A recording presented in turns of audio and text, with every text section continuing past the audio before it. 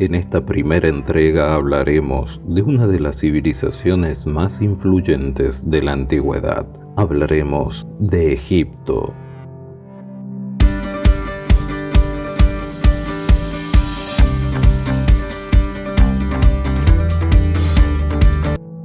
Algunos datos interesantes de Egipto es que tanto en tiempos antiguos como modernos, Egipto ha debido su existencia al gran río Nilo, con su fértil valle, que se extiende como una cinta verde, larga y estrecha, a través de las regiones desérticas y resecas del África nororiental.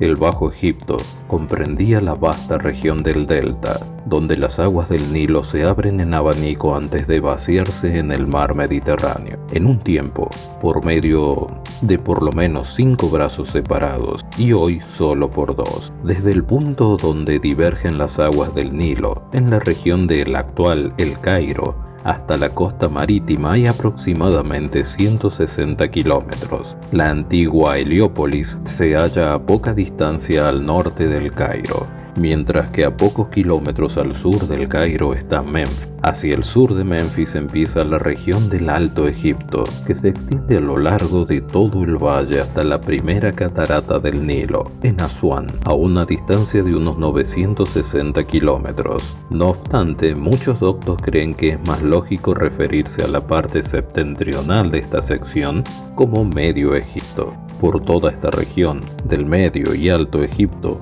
el valle llano del Nilo raras veces supera los 20 kilómetros de anchura y está bordeado por ambos lados de abruptas pendientes calizas y areniscas que forman el límite del desierto.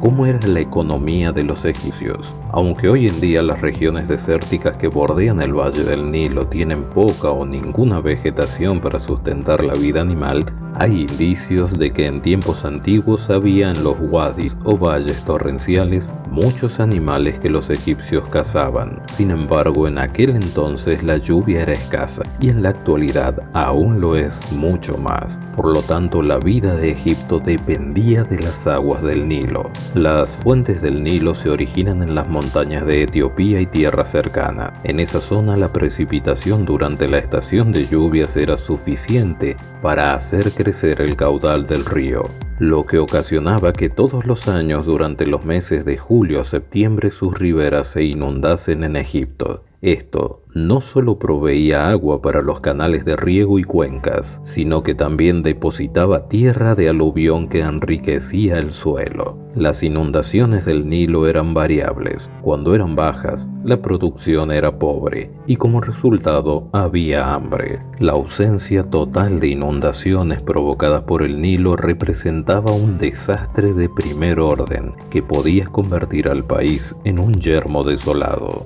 ¿Cuáles eran los productos con los cuales contaban los egipcios? Egipto era un país rico en agricultura, siendo sus cosechas principales la cebada, el trigo, la espelta y el lino, el cual se exportaba a muchos países ya manufacturado. Había también viñas, datileras, higueras, granados y huertos, que producían una gran variedad de frutos, entre los que se contaban los pepinos, las sandías, los puerros, las cebollas y los ajos. Según algunos doctos, al parecer se usaba un tipo de noria que se accionaba con el pie, si bien también pudiera referirse al uso del pie para abrir y cerrar canales por los que fluía el agua para el riego. Cuando azotaba el hambre en las tierras vecinas, la gente solía trasladarse al fructífero país de Egipto. Con el tiempo, este se convirtió en el granero de una gran parte de la zona mediterránea. Otra exportación importante de Egipto era el papiro, planta parecida a los juncos que crecían en las numerosas marismas del delta. y que se usaba para fabricar material para escribir. Sin embargo, debido a la escasez de bosques, Egipto se veía obligado a importar madera de Fenicia, sobre todo cedros de las ciudades portuarias como Tiro, donde se valoraba mucho el lino egipcio de varios colores. Los templos y monumentos egipcios se construían de granito y algunas piedras más blandas, como la roca caliza que abundaba en las colinas que flanqueaban el valle del Nilo. Las casas corrientes e incluso los palacios se construían de adobe, el material que se usaba para la construcción de los edificios. Las minas egipcias de las montañas situadas a lo largo del Mar Rojo, así como en la península del Sinaí, producían oro y cobre, y con este último metal se hacían artículos de bronce que también se exportaban.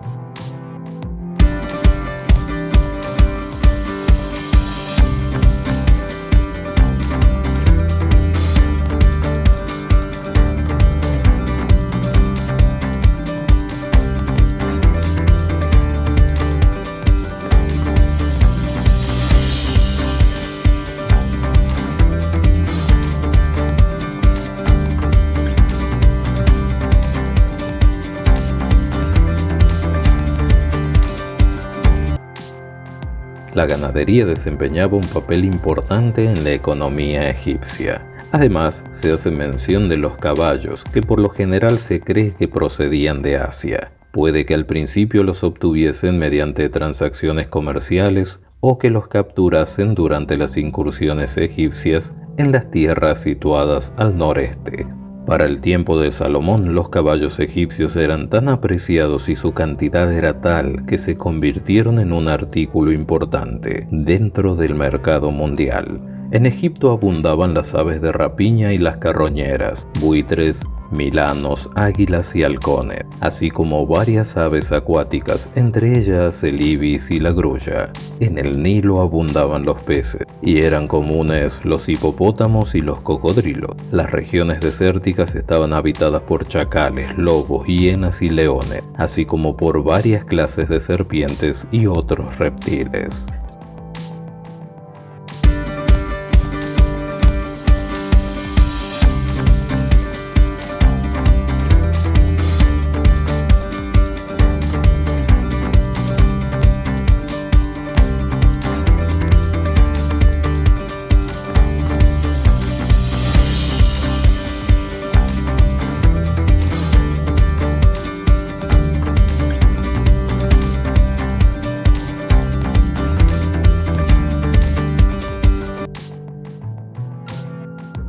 ¿Cómo era la población de Egipto? Los habitantes de Egipto eran camitas, seguramente descendientes de Misraim, el hijo de Cam. Es posible que muchos de los descendientes de Misraim, como los Ludim, los Anamim, los Leabim, los Naftuim y los Patrusim, emigraran al norte de África. El hecho de que el país estuviera dividido en varias secciones desde sus tiempos más primitivos y en el que éstas siguieran existiendo y formaran parte de la estructura gubernamental cuando el país se unificó bajo un gobernante principal y continuaran hasta el fin del imperio, es un indicio de que la población de Egipto debió estar compuesta de diferentes tribus familiares. Suele hablarse de 42 nomos, lo cual era el nombre con el que se llamarían a las diferentes secciones, 20 en el Bajo Egipto y 22 en el Alto Egipto, aunque la continua distinción que se hace en la historia egipcia de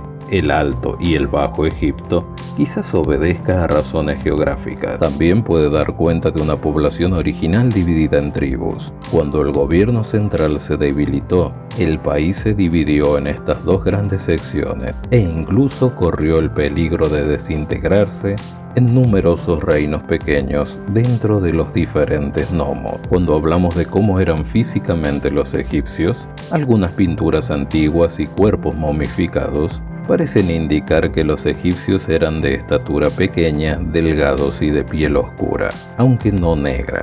No obstante, puede apreciarse una variedad considerable en estas pinturas y esculturas antiguas.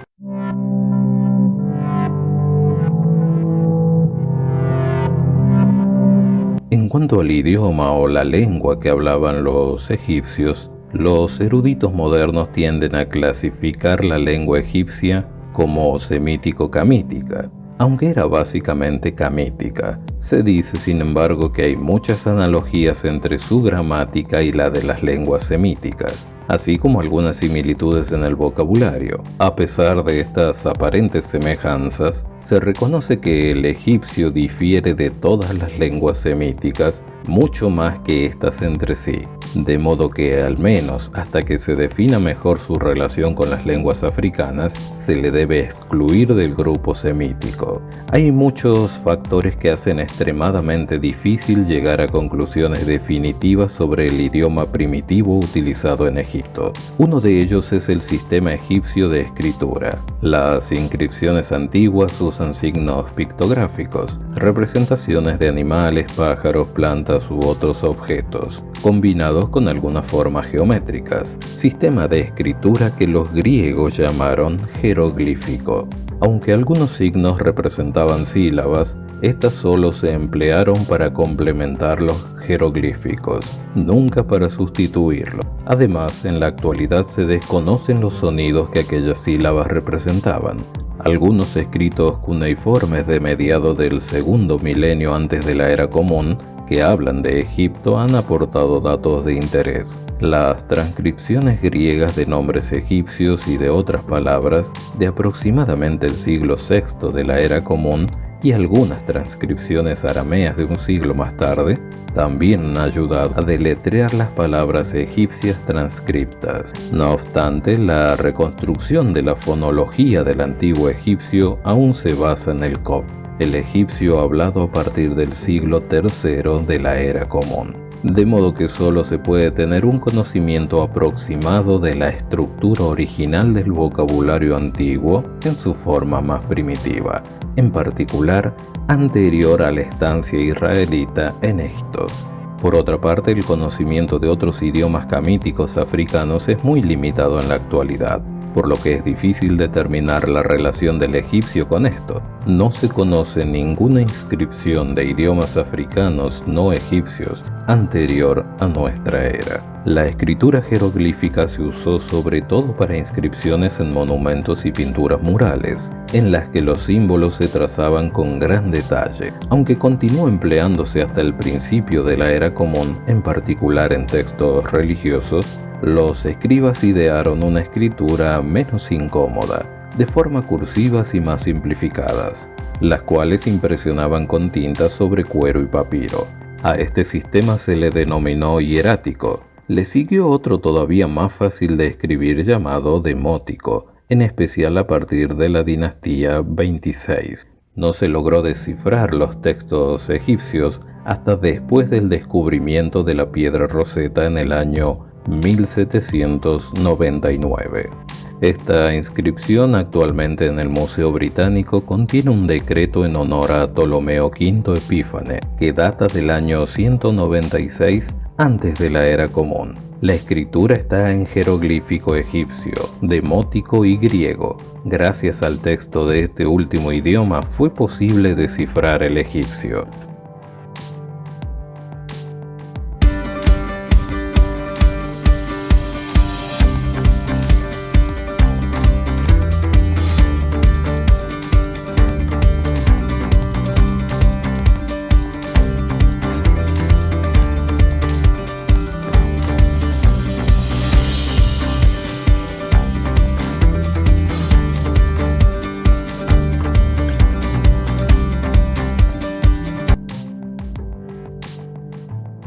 Religión. Egipto era un país muy religioso. El politeísmo era su principal característica. Cada población y ciudad tenía su propia deidad local, que ostentaba el título de señor de la ciudad. Una lista hallada en la tumba de Tutmosis III contiene los nombres de unos 740 dioses. Era frecuente representar al dios casado con una diosa que le daba un hijo, y los tres formaban una tríada divina o Santa Trinidad, en la que el padre, por otra parte, no era siempre el principal, contentándose en ocasiones con el papel de príncipe consorte. mientras que la deidad principal de la localidad era la diosa. Cada uno de los dioses principales moraba en un templo que no estaba abierto al público y era adorado por los sacerdotes, que lo despertaban cada mañana con un himno, lo bañaban, lo vestían, lo alimentaban y le rendían otros servicios. Parece ser que en el cumplimiento de ese servicio se consideraba a los sacerdotes representantes de Faraón, quien, según se creía, también era un dios vivo, el hijo del dios Ra. A pesar de los muchos descubrimientos arqueológicos, templos, estatuas, pinturas religiosas y escritos, poco se conoce acerca de las verdaderas creencias religiosas de los egipcios. Los textos religiosos presentan un cuadro irregular e incompleto, y por lo general omiten tanto como lo que incluyen o más. Mucho de lo que se conoce sobre la naturaleza de sus dioses y prácticas se basa en la deducción o en la información de los escritores griegos como Heródoto y Plutarco.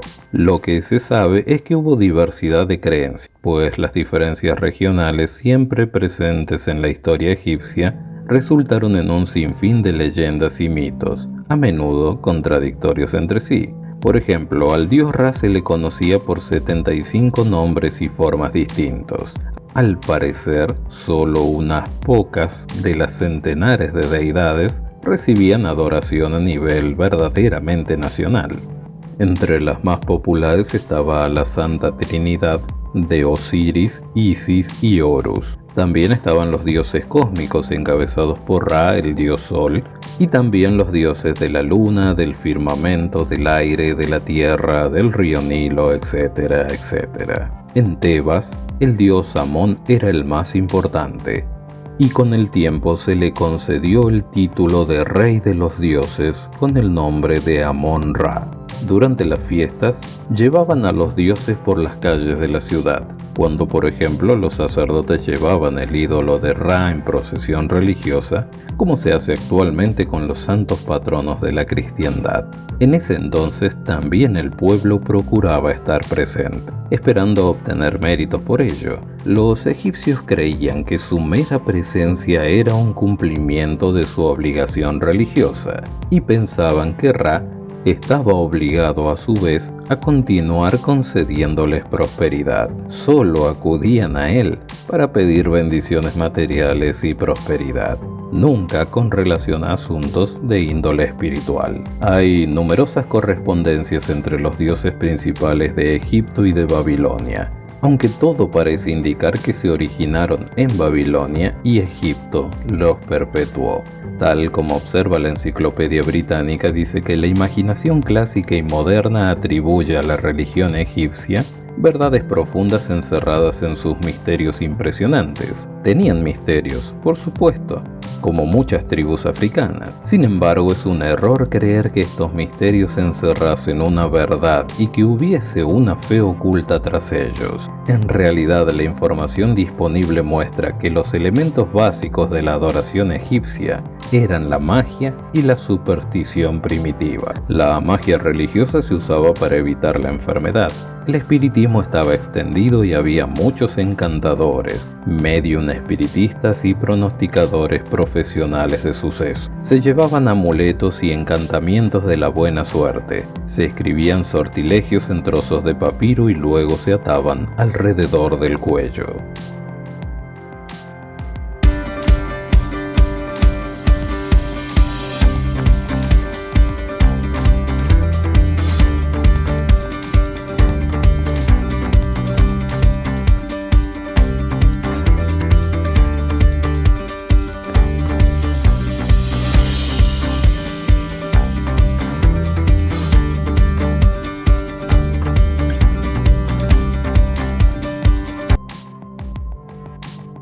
Adoración de animales. Esta adoración supersticiosa condujo a los egipcios a practicar una idolatría que incluía la adoración de los animales. Muchos de los dioses más importantes se les solía representar con un cuerpo humano y la cabeza de un animal o pájaro. Por ejemplo, el dios Horus tenía cabeza de halcón y Tot de un ibis o un mono. En algunos casos se creía que el dios realmente estaba encarnado en el cuerpo del animal, como en el caso de los bueyes Apis. Al buey Apis, considerado como una encarnación del dios Osiris, se le mantenía en un templo y cuando moría se efectuó un funeral y un entierro complejos. La creencia de que ciertos animales como los gatos, babuinos, cocodrilos, chacales y varias aves eran sagrados por virtud de su relación con ciertos dioses, resultó en que los egipcios momificasen centenares de miles de tales criaturas y los enterrasen en cementerios especiales. La religión del antiguo Egipto se basaba principalmente en ceremonias y sortilegios destinados a conseguir ciertos resultados deseados por medio del concurso de uno o más de sus numerosos dioses. Creencias con respecto a los muertos. En la religión egipcia se daba mucha importancia al cuidado de los muertos y a la preocupación por asegurar su bienestar y felicidad después del cambio o muerte. La creencia en la reencarnación o transmigración del alma fue una de las doctrinas más extendidas. Se creía que debía conservarse el cuerpo humano a fin de que el alma pudiese regresar y usarlo de vez en cuando. Los egipcios embalsamaban a sus muertos debido a esta creencia. La tumba en la que se colocaba al difunto momificado se consideraba el hogar del difunto. Por ello, las pirámides eran residencias colosales para los regios difuntos. Las necesidades y lujos de la vida como joyas, ropa, muebles y suministros de alimento se almacenaban en las tumbas para uso futuro del difunto, junto con sortilegios escritos y encantamientos. Por ejemplo, el libro de los muertos, para protegerle de los espíritus malignos. Sin embargo, estos encantamientos no los protegieron de los ladrones de tumba, que con el tiempo saquearon casi todas las tumbas de cierta importancia.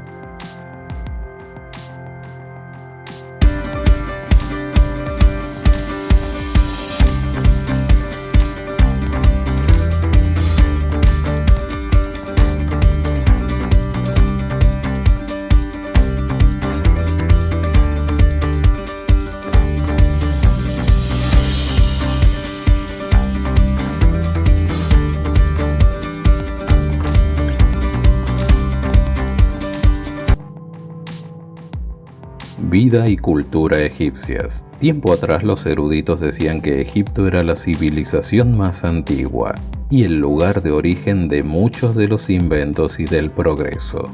No obstante, la información más reciente disponible indica que la cuna de la civilización fue Mesopotamia. Se cree que ciertos métodos arquitectónicos egipcios, el uso de la rueda, tal vez los principios básicos de la escritura pictográfica y en particular los rasgos fundamentales de la religión egipcia tuvieron su origen en Mesopotamia.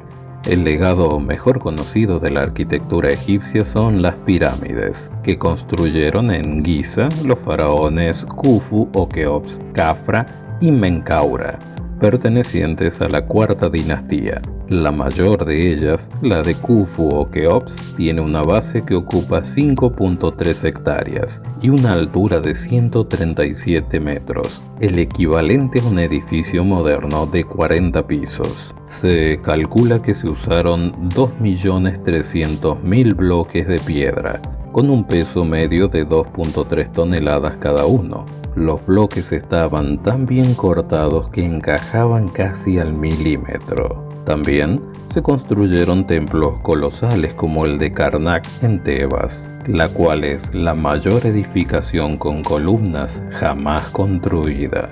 La educación de los egipcios se centraba fundamentalmente en la preparación de escribas en escuelas que estaban en manos del sacerdocio.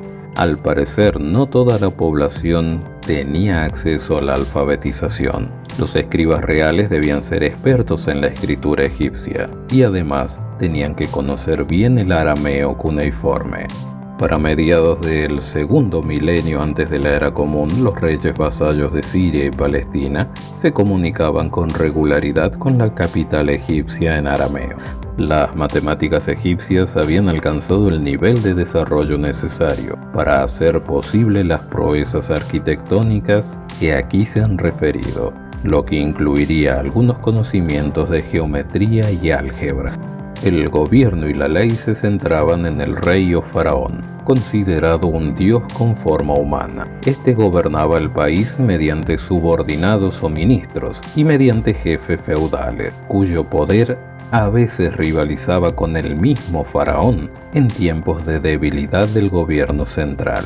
No se conoce ningún código de leyes egipcio. Las leyes se promulgaban mediante decreto real, como en el caso en que Faraón ordenó que se sometiera a los israelitas a trabajos forzados y se ahogara a todos los varones hebreos recién nacidos. Se gravaban con impuestos todas las cosechas de los terratenientes. Los impuestos no solo se pagaban con parte de los productos agrícolas o del ganado, sino también trabajando en proyectos del gobierno y en el ejército. Algunas de las penas que se imponían eran amputación de la nariz, exilio en las minas, azotes con varas, encarcelamiento y muerte, normalmente por decapitación, a todos aquellos que se negaran a pagar los impuestos. Las costumbres sobre el matrimonio permitían la poligamia y el casamiento entre hermanos y hermanas. Esta última práctica continuó en algunos lugares de Egipto hasta el siglo II antes de la era común.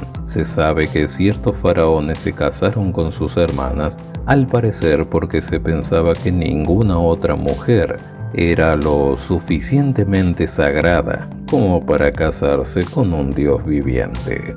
Una creencia general es que los antiguos egipcios tenían conocimientos sobre medicina bastante científicos y avanzados, aunque hay que reconocer que poseían algunos conocimientos de anatomía y que desarrollaron y catalogaron ciertos métodos simples de cirugía. También es cierto que en la medicina egipcia se observa mucha ignorancia. Por ejemplo, un papiro egipcio dice que el corazón está conectado a todas las partes del cuerpo mediante vasos, pero al mismo tiempo explica que estos transportan aire, agua, semen y mucosidad en vez de sangre. No solo había un desconocimiento fundamental de las funciones del cuerpo humano, sino que los textos médicos están plagados de magia y superstición. Los sortilegios y encantamientos ocupaban la mayor parte de estos textos. Entre los remedios no solo se contaban plantas y hierbas beneficiosas, sino que también se prescribían sangre de ratones, orina o excremento de moscas, que junto con los sortilegios tenían el propósito de expulsar con gran disgusto al demonio que poseía el cuerpo de la persona y la enfermaba. Tal falta de conocimiento pudo contribuir a algunas de las malas dolencias de Egipto, como por ejemplo la elefantiasis, la disentería, la viruela, la peste bubónica, la oftalmia y otras enfermedades. Entre los oficios egipcios estaban la alfarería, la tejeduría, la metalistería, la joyería y la manufactura de amuletos religiosos. Para mediados del segundo milenio antes de la era común, Egipto se había convertido en un centro de manufactura del vidrio. El transporte en el interior se centraba en el río Nilo. Los vientos del norte ayudaban a los barcos a navegar contra la corriente, y a los que viajaban desde el sur los llevaba el propio curso del río. Además de esta calzada principal, había canales y varios caminos, algunos de los cuales llevaban hasta Canaán. Se utilizaban las caravanas y la navegación por el Mar Rojo para los intercambios comerciales con otros países africanos, y grandes galeras egipcias transportaban mercancías y pasajeros a muchos puertos del Mediterráneo oriental.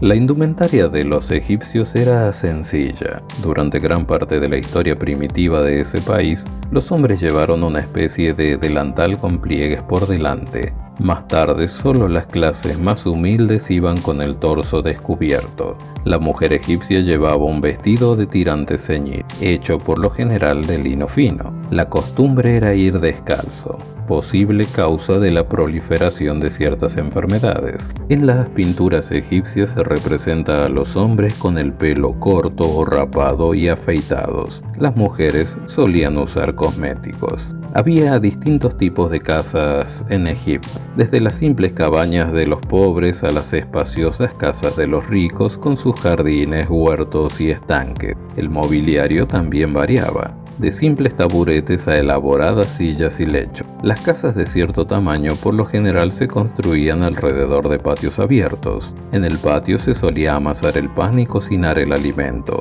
La dieta normal egipcia constaba probablemente de pan de cebada, verduras, pescado abundante y barato, y cerveza, que era la bebida común.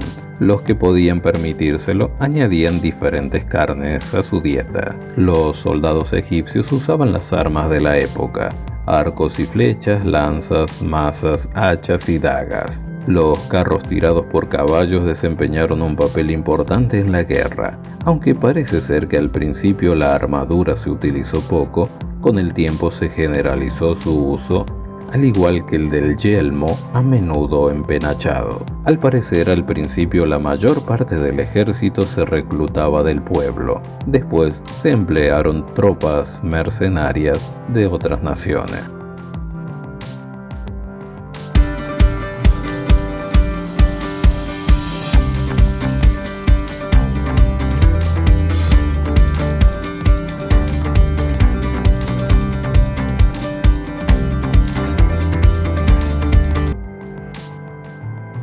La caída de Egipto como imperio mundial. Parece que entonces los nubio-etíopes dominaban en Egipto, pues se cree que la 25 dinastía era etíope. En ese tiempo se produjo la invasión asiria.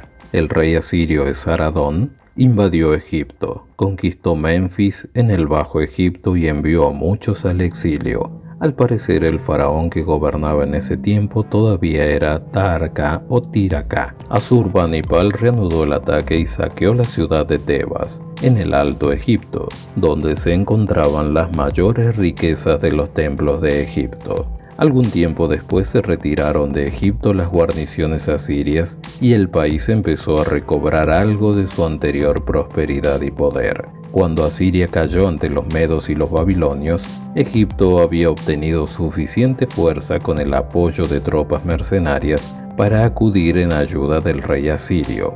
El faraón Neco condujo a las fuerzas egipcias, pero en el camino se enfrentó con el ejército judaíta del rey Josías en Megiddo y se vio obligado a entrar en una batalla que no deseaba. Batalla que resultó en la derrota de Judá y la muerte de Josías. 3 meses más tarde, Neco quitó del trono de Judá al hijo y sucesor de Josías, Jehoacás. Se lo llevó cautivo a Egipto y colocó en su lugar a su hermano Eliakim. Así Judá se convirtió en tributaria de Egipto, pagando una cantidad inicial equivalente a $1.046.000 actualmente. Sin embargo, entró en escena la siguiente potencia mundial, Babilonia. Por ello, el intento de Egipto de restablecer su control en Siria y Palestina duró poco.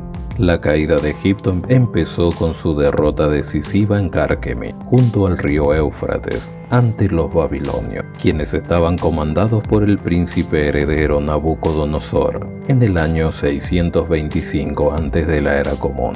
Con el tiempo, bajo dominación persa, posteriormente Egipto apoyó a Babilonia contra la ascendente potencia de Medo-Persia. Sin embargo, para el año 525 antes de la Era Común, Cambises II, hijo de Ciro el Grande, subyugó el país. Posteriormente, Egipto apoyó a Babilonia contra la ascendente potencia de Medo-Persia. Sin embargo, para el año 525 antes de la Era Común, Cambises II, hijo de Ciro el Grande, subyugó el país, que así llegó a estar bajo la dominación imperial persa.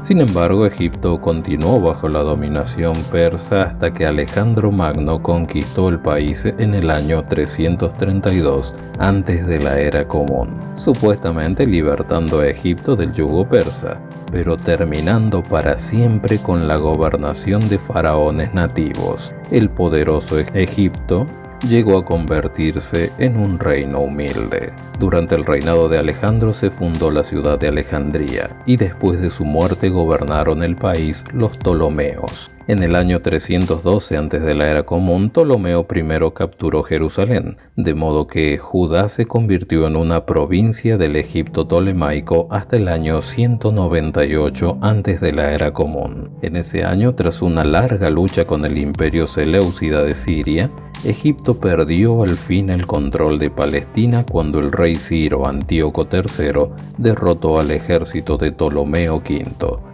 Más tarde, Egipto llegó a estar gradualmente bajo la influencia de Roma. En el año 31, en la batalla decisiva de Accio, Cleopatra abandonó la flota de Antonio, su amante romano, quien fue derrotado por Octavio, el sobrino nieto de Julio César. Octavio procedió a conquistar Egipto en el año 30 antes de la era común, y este país se convirtió en una provincia romana. Así la historia del antiguo Egipto. Espero que les haya gustado este breve documental que hemos preparado en el canal Hagamos un poco de historia. Si te gustó, ya sabes qué hacer. Dale like, suscríbete, comenta y comparte, para así poder tener mucho más material de este tipo. Muchas gracias por estar allí. Nos vemos en la próxima entrega.